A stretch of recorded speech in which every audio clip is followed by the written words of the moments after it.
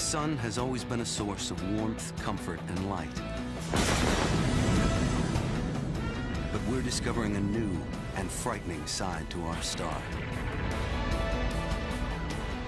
A kind of solar rage peaks every 11 years. And sometimes, Earth is in the line of fire. It's 1 billion tons of matter traveling at 1 million miles an hour.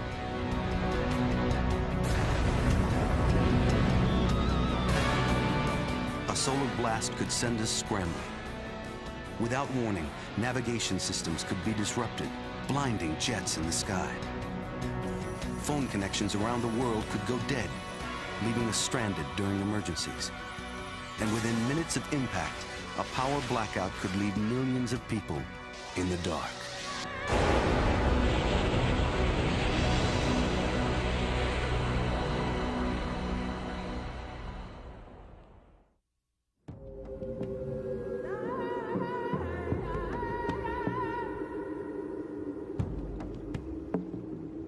In a land of ice and snow, the sun sets life into motion, bringing precious warmth and light to our planet. Without the sun's energy, life would quickly vanish from the surface of the Earth. When the Arctic sun finally sets, it may not rise again for months. A dark chill is cast over the land.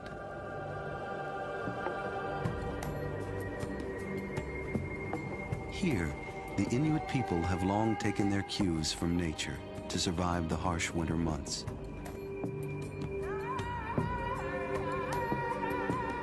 They use the northern lights to guide their way in the darkest times of year.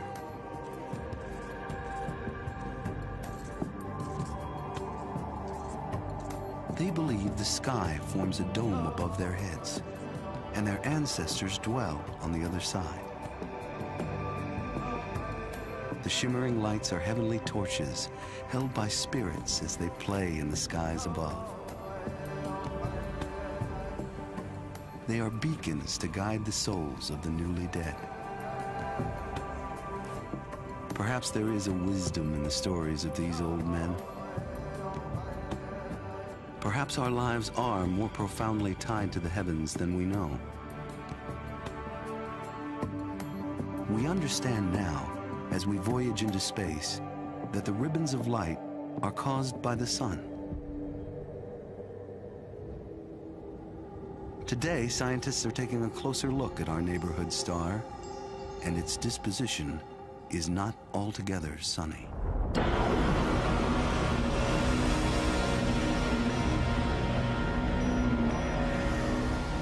An erratic sphere of superheated gas, the sun is 15 million degrees hot at its core.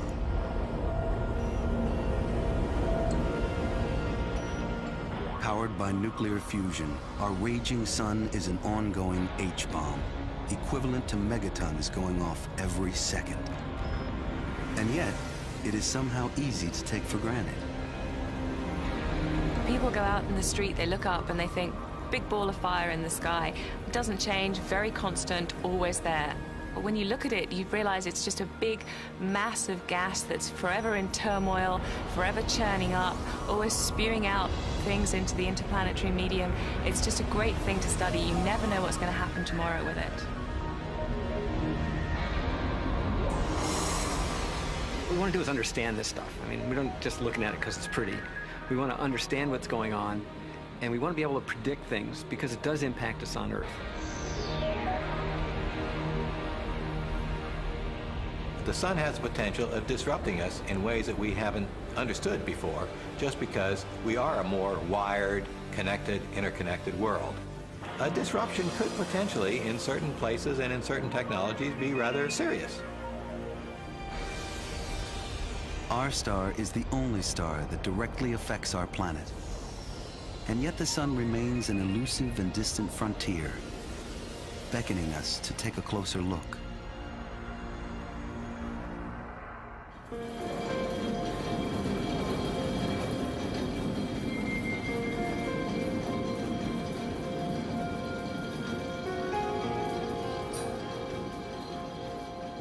One thing I like about observing the sun is that it's this tangible disk. You can see it, you can feel it. Unlike other stars that present themselves only as a tiny spot, the sun, although it is a star, is up close to us. You can see its personalities, if you will, and you can plot these, unlike most other stars. Larry Webster has been studying our daylight star for 22 years.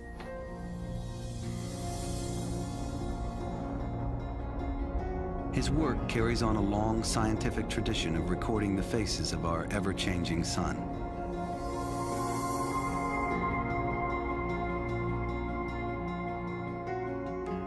High above the Los Angeles basin, Mount Wilson Solar Observatory is an ideal place for watching the sun.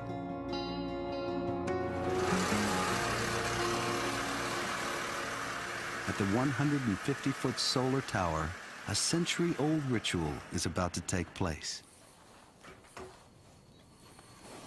Okay, what I'm doing is adjusting the coelostat so that the reflection of the sun comes off the first mirror into the second mirror, and then that redirects it down to the objective lens. And it's actually the lens that forms the image of the sun in the room below.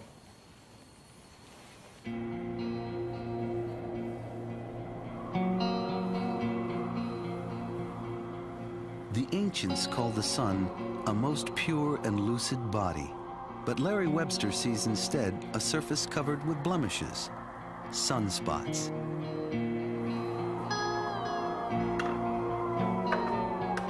He begins each fair day by sketching the face of the sun. No two portraits are alike. To the casual observer on the street, the sun might be just this unchanging hot disk in the sky. But to the astronomer, it's a disk that has a lot of features on it that can be observed. Like today we have these sunspots, and to the solar astronomer, that's a very strong magnetic field right there.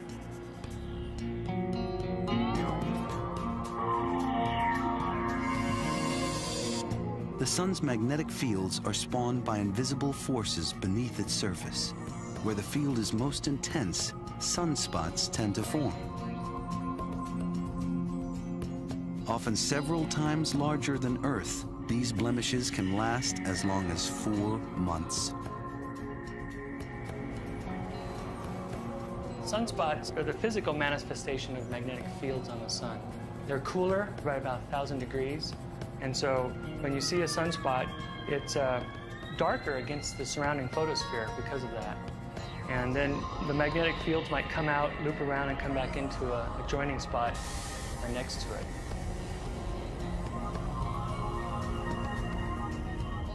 The sun's magnetic forces are constantly changing. Its field lines twist and knot with the sun's rotation.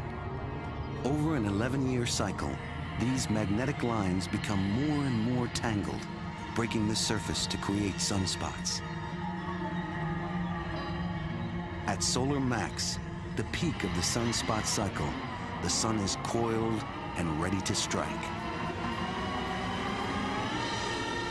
Professionally, I study the sun to carry on the tradition of solar observing. We don't know everything there is to know about the sun. Any changes in the sun's output can affect the Earth dramatically.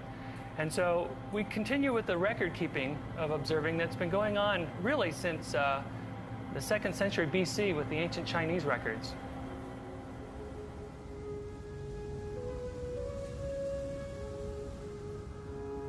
The grand astronomers of the Chinese imperial court observed the sun with their naked eyes each dusk and dawn. The first to record sunspots, they noted crows, pears, and goose eggs on the face of the sun. These apparitions foretold the death of emperors and other calamities.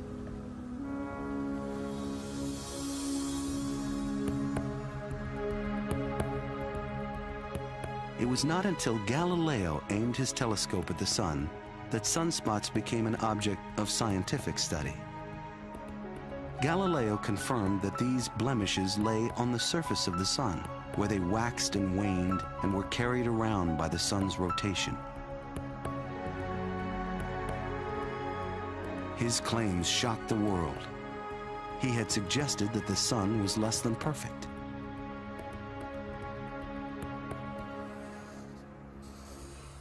And we do these drawings in the exact same way, in many respects, as Galileo did in 1610. So we're carrying on that tradition, but we're adding to the scientific data over all these centuries involving the activity cycle of the sun. Now, sunspots can appear as anything from a single speck on the sun to a large, well-developed area like you see here. In fact, it can be several times the diameter of the Earth. If I put this BB that represents the Earth over that sunspot, you can see the size relationship there.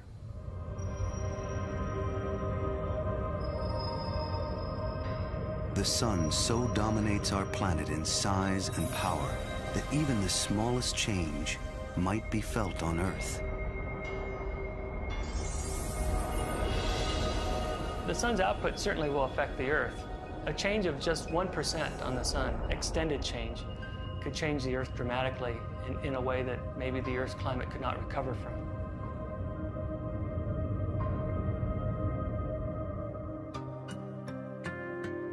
The sun is suspected to have shaken our climate in the past. A long cold spell began in the 1600s. Ice skaters raced on Dutch canals that had never been frozen and haven't been since.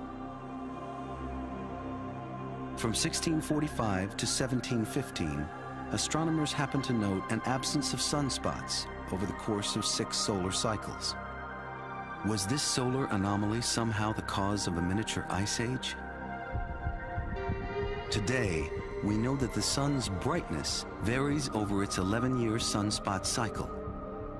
When spots are at a minimum, the sun is dimmer by 1 part in 1,000. At solar max, a brighter sun seems likely to warm our planet. Yet Earth's reaction is so complex, we still don't fully understand it. Ironically, some hope to find the answer written in ice. A Himalayan expedition set out in 1997, and during temperatures of 15 below Fahrenheit, 45 people made the trek. Documenting their climb with a video notebook, they lugged 6 tons of equipment, even a refrigerator, to a glacier called Dasupu. Yes. There they drilled an ice core at a record-breaking elevation. Yes. Enough. For one man, this core just might hold the answer to how the sun can influence our climate. If you go and you succeed in recovering an ice core from the top of the Himalayas, 23,500 feet, in an area where no ice core has ever been recovered, you can be assured that you're going to find something new and exciting about how the Earth's climate works.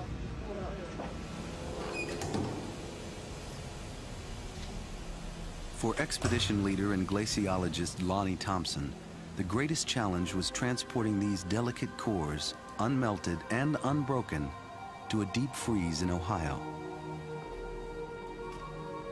Here at the Byrd Polar Research Center, 6,000 cores are kept at a constant minus 40 degrees. The oldest record dates back over 500,000 years.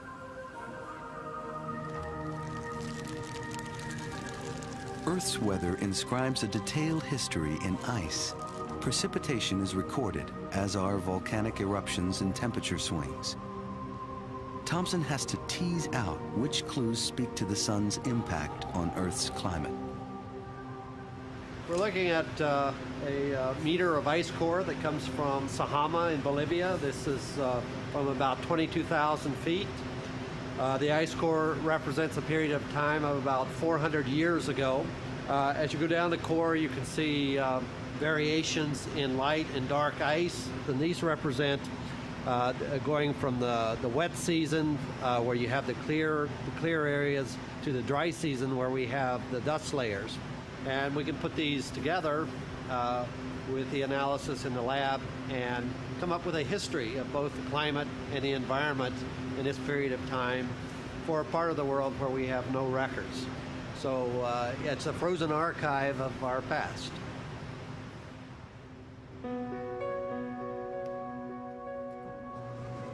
By piecing together information from his global collection of cores, Thomson is seeking evidence of a historical pattern. A clear connection between the sun's cycles and the Earth's climate.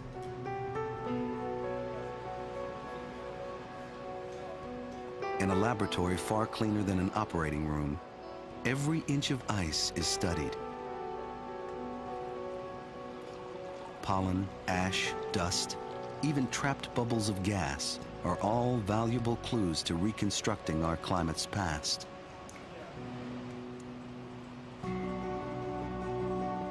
The most intriguing find lies in the chemistry of the ice. After the cores are melted and tested, Thomson is able to chart a record of Earth's temperature. Results show a clear 11-year cycle in Earth's climate, a pattern in sync with the sunspot cycle. As it dims and brightens, our rhythmic sun seems to be leaving its mark on our globe. But a record from just one place on Earth isn't enough to prove a global pattern. So Thomson sets out on another journey, stumbling upon a site unlike any he had come across before. The first Westerner to trek this remote ice cap in Tibet, he discovered an unusual record of the sun's 11-year cycle, etched in visible terraces of snow. Here, even the subtlest shift in our sun has made a clear imprint on Earth. If you stop the video, you can count those layers between those bands. Each of those layers is an annual dry season, spring, when the sand is moving on those sand dunes, you get the annual dust layer.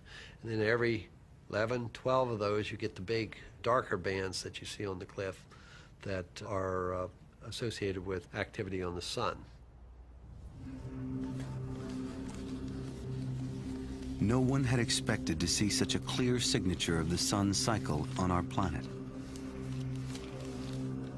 One of the oldest ice core records discovered, the Tibetan terraces could yield a 500,000-year history of our sun. The deeper Thomson looks back in time, the more he'll learn about the sun's changeable nature. Well, the sun is the most important thing that we have determining the Earth's climate. It was in the early days assumed that the sun was constant, but over the last 20 years, we know that it's not constant. There is a variation in the energy output of the sun. And so we need to understand how the sun has varied in the past, because that's part of understanding how the climate on the Earth works.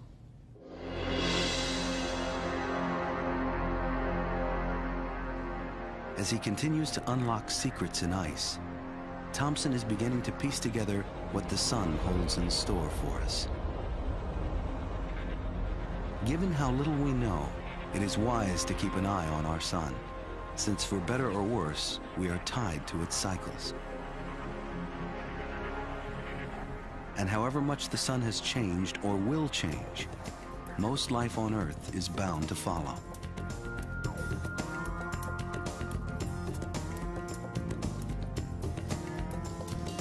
Each morning, the sun rises to awaken the world, driving our planet, setting life into motion.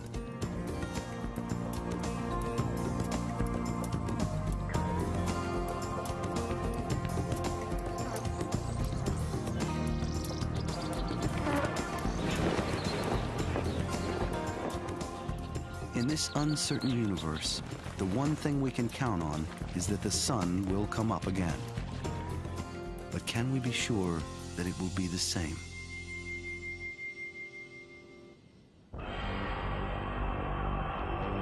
We are just beginning to discover the dark side of the sun. One that blows off streams of hot, highly charged particles into space, the solar wind.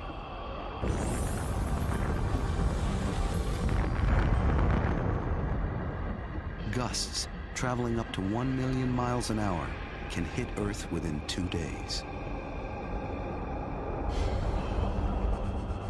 An invisible magnetic field generated by the spinning dynamo of Earth's molten core shields us from this scalding wind. But what is the direct impact of the solar wind on Earth?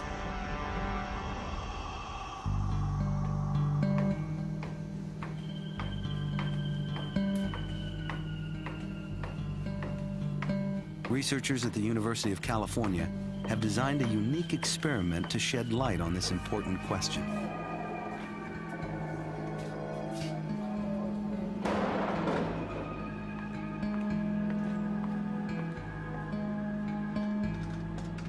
In this laboratory, Hafiz Rahman is trying to discover exactly how the solar wind affects our planet.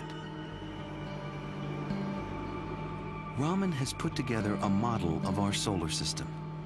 An accelerator will generate a blast of charged particles. A vacuum chamber will simulate the emptiness of space.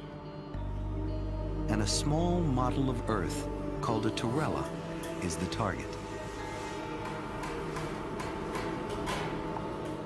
The Torella will be protected by a lab-generated magnetic field.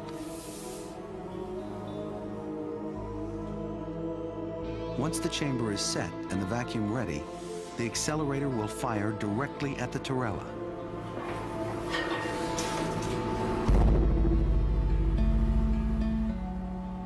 $150,000 amps will generate a wind of particles traveling faster than the speed of sound.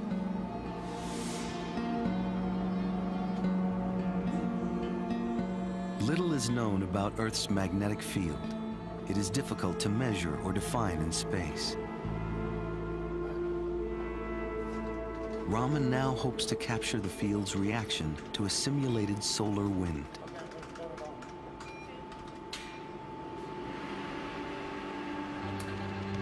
Charging, charging, charging, fire!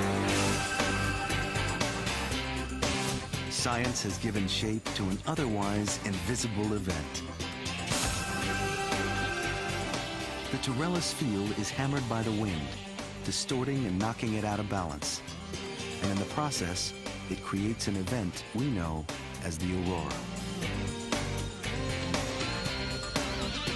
Cranking up the wind speed a notch to simulate solar max, Rahman now hopes to see a change in the aurora. Sure enough, the polar lights brighten. Rahman has discovered that a faster solar wind creates a bigger aurora. This explains what aurora watchers have long known, that during solar max, the dancing lights are brighter and can be seen farther from the poles.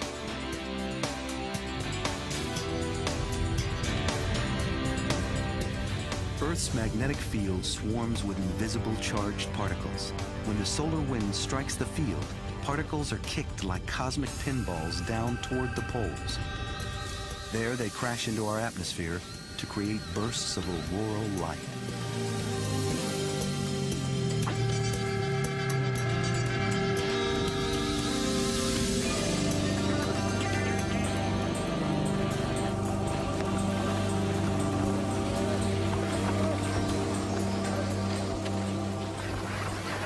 While scientists are just beginning to understand the power that brings the sky to life, those who live near the poles have long had their own interpretations.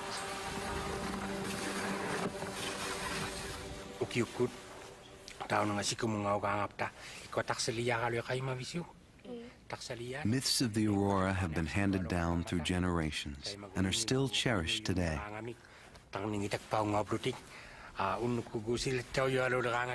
It is said that whistling can call up the lights, but children are also warned not to get too close, else they be swept away.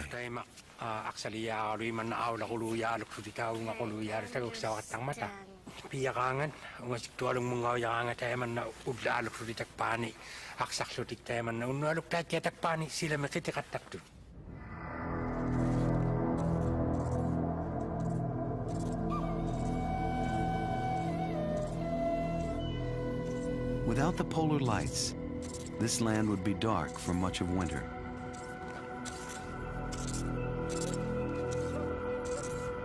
For hunters traveling without help from the sun or moon, the lights could be beckoned to guide the way. Oh! Oh! Oh no! Oh!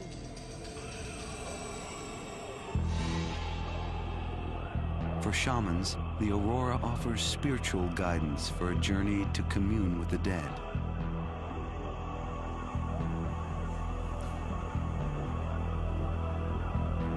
In this bone-cold land where the sun can vanish for months, nothing is more comforting than the shimmering spectacle of lights.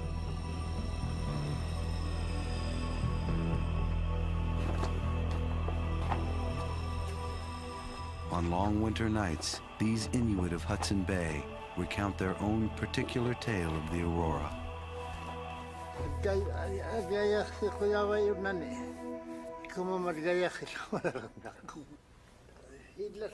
They see the lights as the souls of their loved ones, playing a spectral game of soccer in the heavens. If you listen hard enough, you can hear the ghostly echoes of their running feet.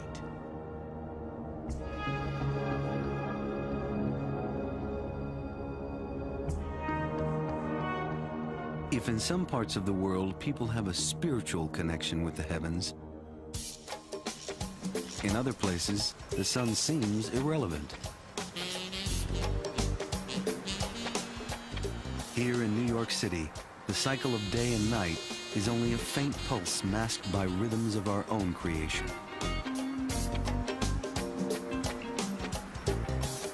People race around the clock, often too busy to even look up.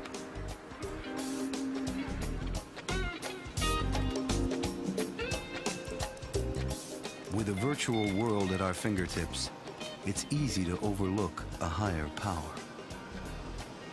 There are a number of things that we take for granted every day that can be affected by the sun. Louis Lanzarotti is a space physicist at Bell Labs. He tracks advances in telecommunications and is keenly aware of the sun's potential. It is ironical that as we've become more high-tech and we've become more wired, we have tended to forget nature. And in fact, here in New York City, if we go out at night, we don't see the stars in the Milky Way, and we're not enamored of the sky anymore because all the lights block the sky out. It's the same way with the sun. We don't recognize what the sun can do in terms of disturbances on the Earth. Even though we are so-called high-tech, we still forget that nature is a very important player in our everyday existence.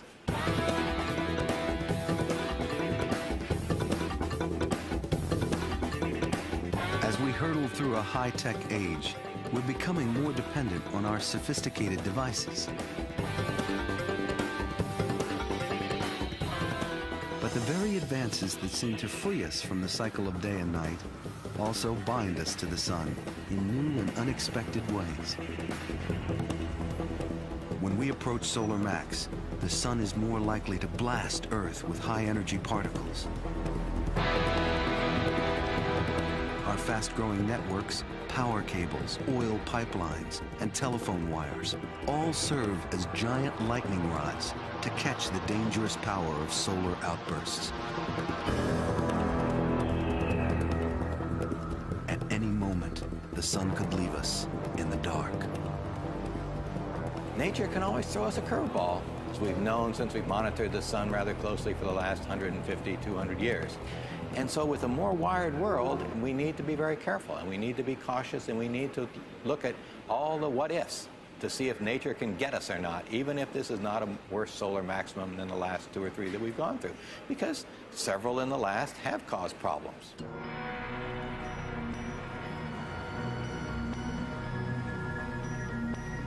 The solar max of 1989 was when we first began to realize just how devastating a solar blast can be. In March of that year, as the citizens of Quebec slept, no one knew that 93 million miles away, a menacing storm was brewing on the sun.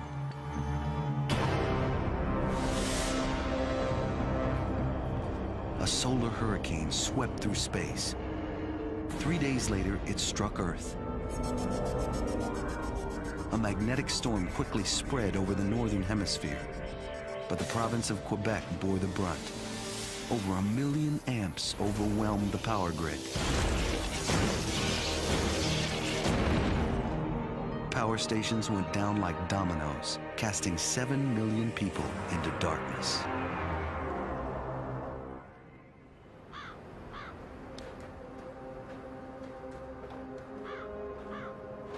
On the outskirts of Montreal, the Gombus family witnessed the blackout.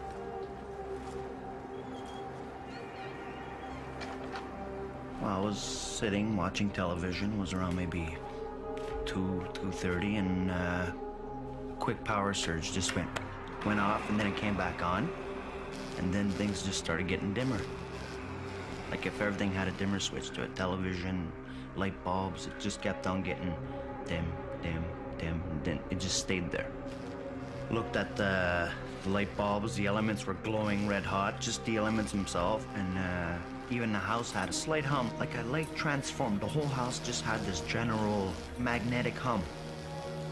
I got this weird feeling, so I just looked outside and noticed everything just glowing. The color of snow was totally, usually it's white, you know, now it's like pink orange, what's going on? And I just came back inside and I went upstairs and I woke up my mom. My son came and he shook me. He said, "Mother, get up. You will see something. Look outside, look outside." Then I go to the window. I open up, I lean myself out, and I see a bright, reddish, rusty light. It was beautiful but frightened at the same time. To myself, I couldn't figure what it could be. I don't know, if it was a magnetic storm, it would have been more like a northern light sort of experience, you know, but this wasn't my personal experience. I don't think it was a magnetic storm. Could be visitors, I don't know, maybe not, maybe yes. Well, at first I had a wrong opinion. I was thinking it's a spaceship. I thought it's a spaceship because that's why I was afraid to go out. I said I better stay in the house. Next day, Hydro-Quebec announced that there was a magnetic storm in Quebec. Supposedly drained out all their power systems and was caused of the sun. And you know, it's different when somebody writes about it and when somebody sees it. So I don't know how long I stood at the window, but I watched it really careful what it was, because I know there's not something ordinary, something big.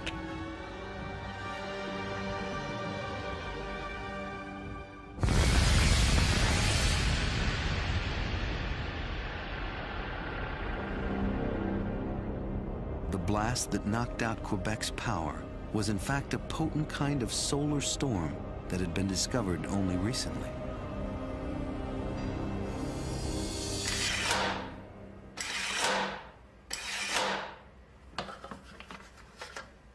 In the 1960s, a team at the Naval Research Lab was perfecting a new instrument to look at a part of the sun only visible during eclipses.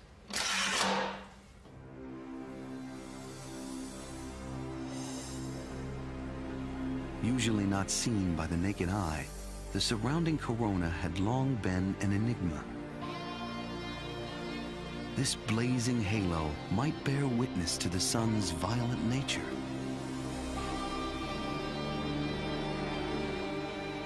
The team figured out how to simulate eclipses, allowing them to view the corona on demand through a novel instrument called a coronagraph.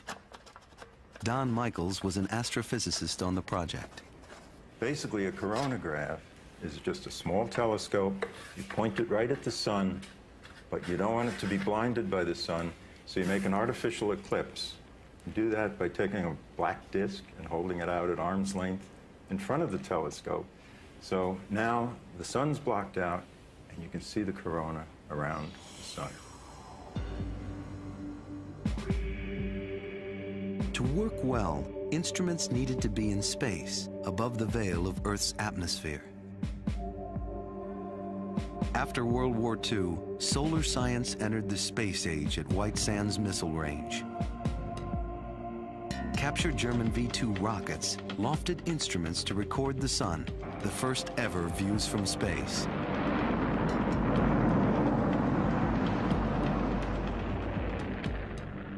getting the film back was another story.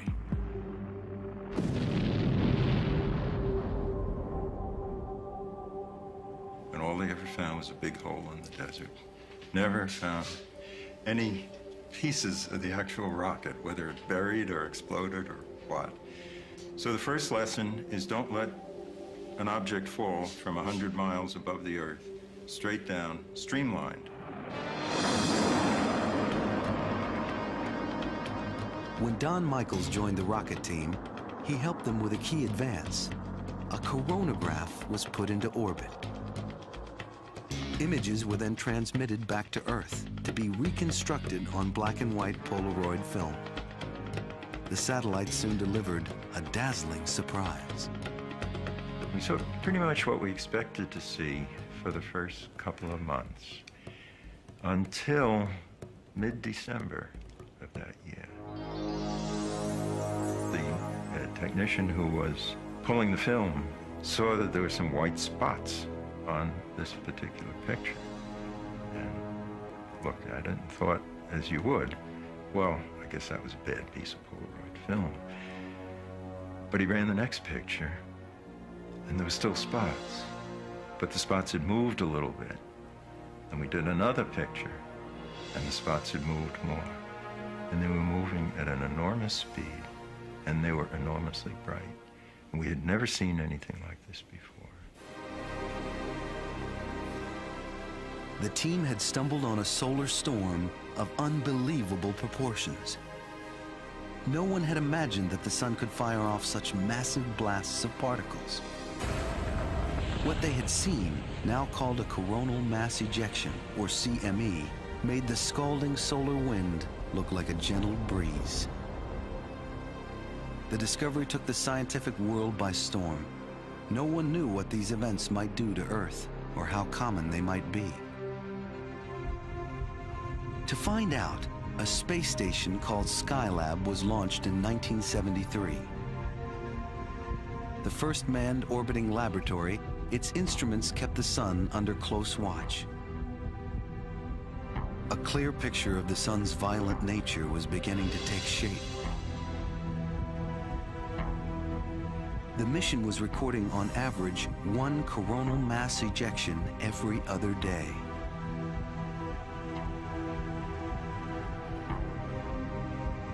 The discovery of CMEs was alarming.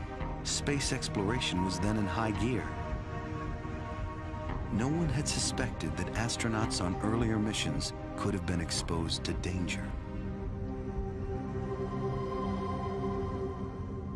If you look back in old textbooks, you see that the Earth is there in space with the Earth's magnetic field extending outward into space forever. No hint that there's electrons and protons. No hint that there are high-energy particles from the sun. But when the first spacecraft were sent up, it was discovered that the space environment around the Earth is not benign at all. The August 1972 solar storm event was very, very severe. It was the most severe of that part of the solar cycle, and it's been one of the most severe of the last 2 or 3 solar cycles. And the high-energy radiations was such that the astronauts, if they had been en route to the moon at that time, could have had serious radiation sickness and perhaps could have been killed by that radiation. It was so intense.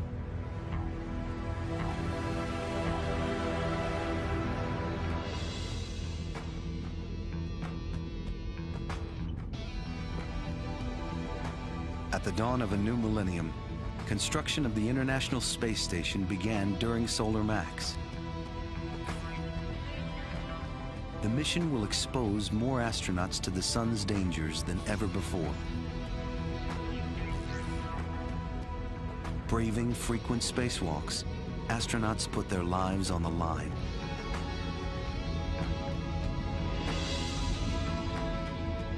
NASA has taken special precautions. The space station will have a heavily shielded room at its core where astronauts have a chance of riding out a solar storm.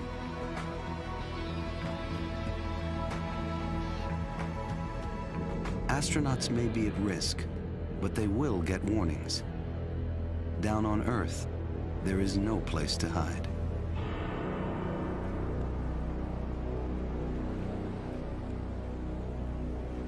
At the height of solar max, as many as 6 CMEs are discharged by the sun every day.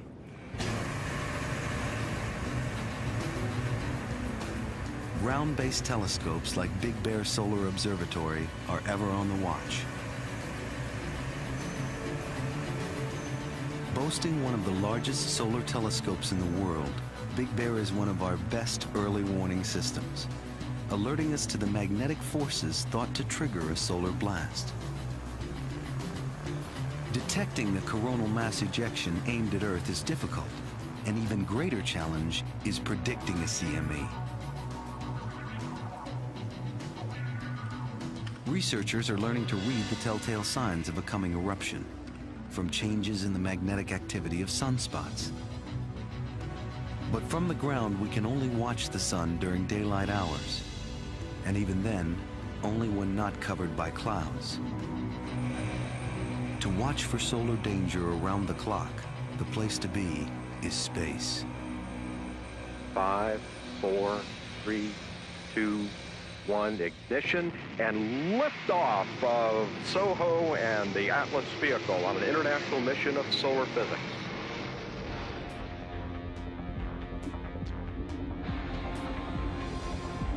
Launched in 1995, SOHO is the only spacecraft that can monitor our star 24 hours a day.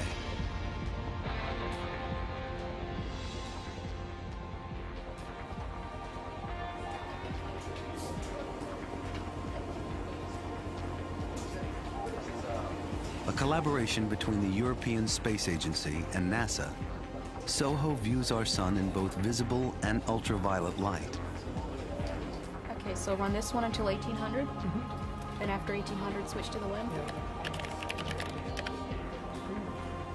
As I understand it, the reason why A stream of data and images is beamed down to the Goddard Space Flight Center in Maryland. Space weather has become a global concern.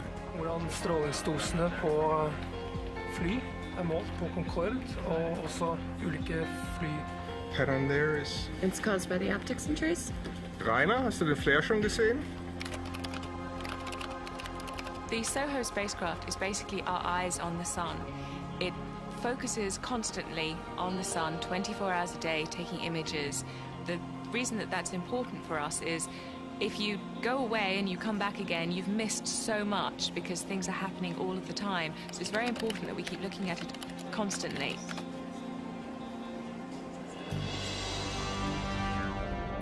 SOHO orbits at the point where the gravity of Earth and Sun are balanced. And this is 1 million miles out. Now the sun's 93 million miles away, so it's not that much closer to the sun than we are.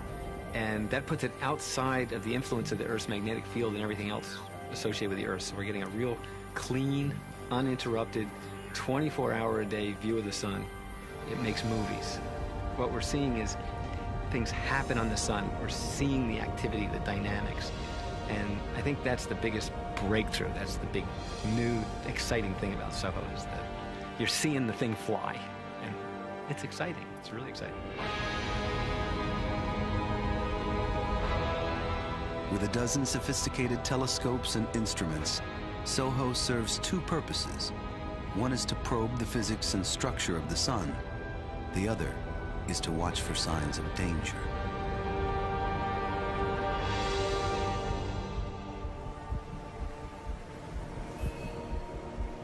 How might the next huge solar blast play out? While we go about our lives unaware, a searing blast of particles could erupt off the sun into space.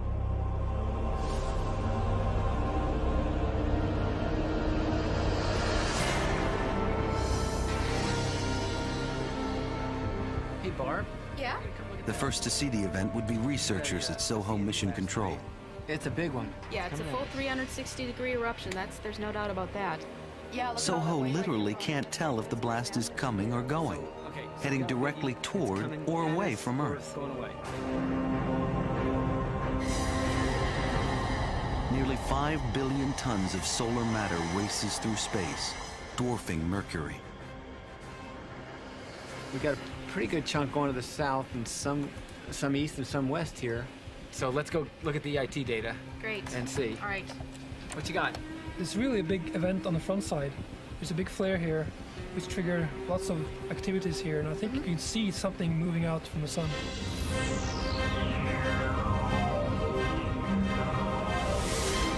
At a speed of 1 million miles an hour, it reaches Venus 2.5 days after leaving the sun.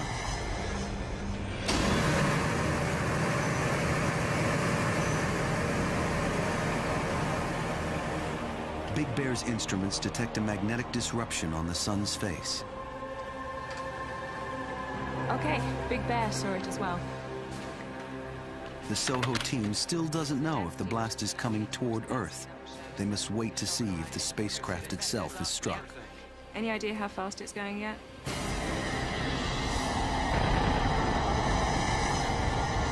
There it is. We got a CME coming at us.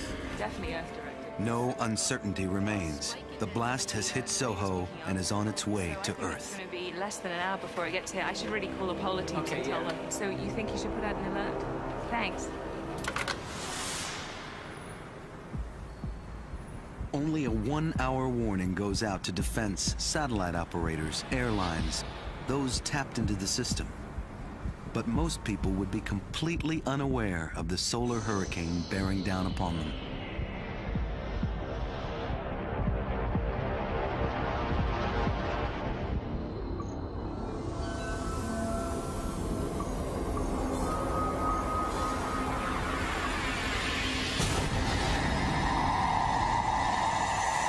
A communications satellite is hit. Although its orbit doesn't change, it's suddenly left outside the Earth's magnetic field. Spinning in place, it loses its bearings. All contact is lost. Without its protective shield, the satellite is now exposed to a direct hit from the blast.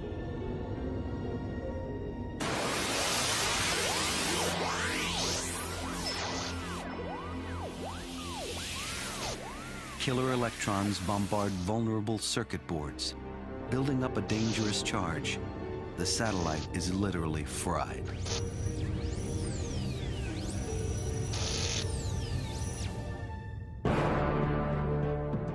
But the greatest impact might be felt on Earth. A solar burst could silence radio communications, leaving the military open to attack. Planes flying at high latitudes might be bombarded with radiation, exposing passengers to the equivalent of 100 chest X-rays. Pilots could lose radio contact with air traffic control.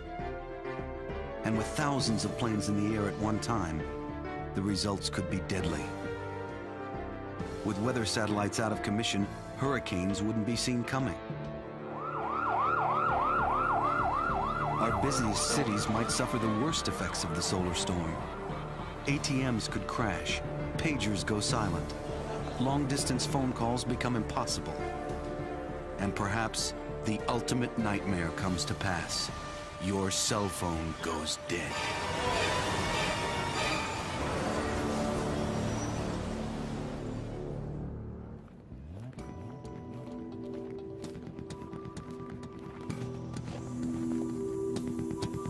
Today, we get only a 1-hour warning before a solar blast strikes Earth.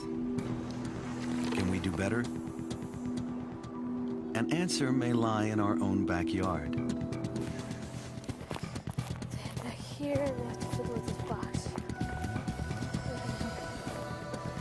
And just connect those two in there. A boy playing with rockets may not be our solution to solar science, but not every kid has a rocket scientist for a mom. 5, 4, 3, 2, 1, 0, ignition!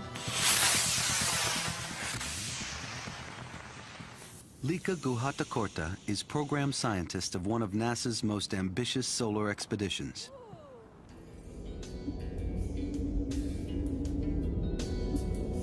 Scheduled for launch in 2004, the Stereo mission will send twin spacecraft to view the sun from 2 different vantage points. It will take a 3D look at our star and help us measure the speed and direction of a CME. Stereo, for the first time, will be sending 2 spacecraft that will veer away from the Sun-Earth line to get two different perspectives on the Sun. And what that's going to give us is a stereoscopic three-dimensional view of this stellar object for the very first time. And we'll see what truly are the shapes and sizes of these massive ejections that we see from the Sun.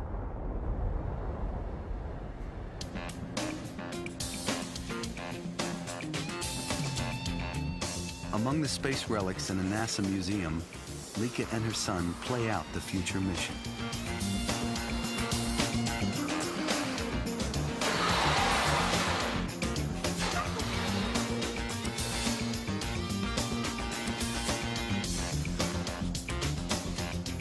For instance, Tristan, my son, represents the sun of our solar system, and the balloon he is blowing is a coronal mass ejection pointed in the Earth direction.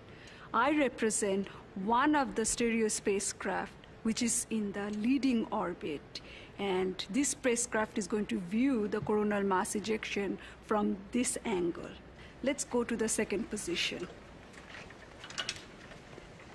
This is the second position of another stereo spacecraft, and we are going to view the coronal mass ejections from this angle.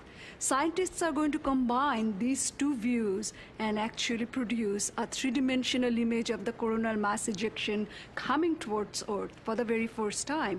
And it's going to allow us to determine the speed of the coronal mass ejection, its magnetic field geometry, and its composition.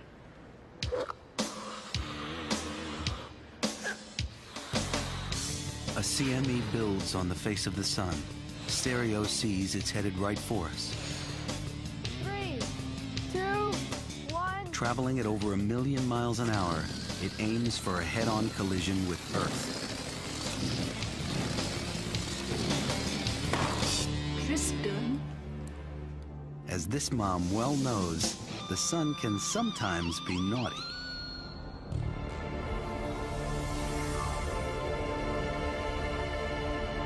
The cold, dark vastness of space is warmed and illuminated by stars. Some may be better behaved than our sun, others more unruly. But our planet's fate is bound to our daytime star, for better or worse.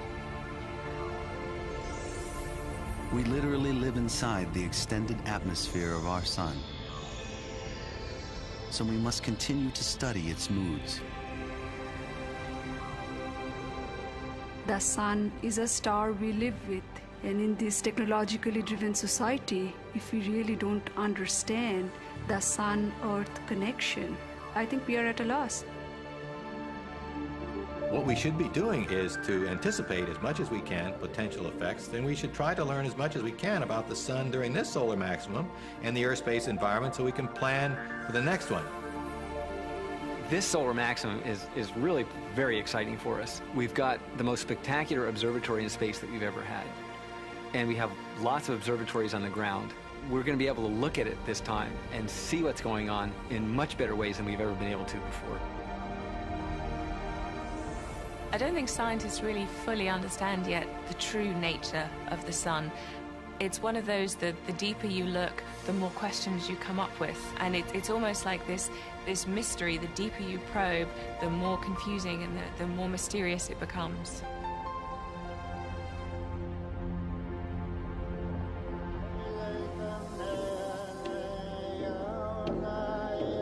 The sun will continue to nourish our planet, rising, setting, drenching our land in light and warmth. But our star, the only star whose face we see, is temperamental. We are beginning to discover its real nature.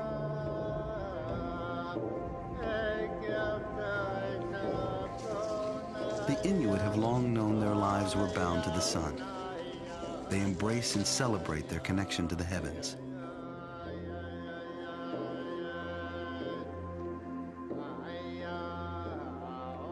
Could they know something we have long forgotten or tried to deny? Our lives dance to the rhythm of the sun.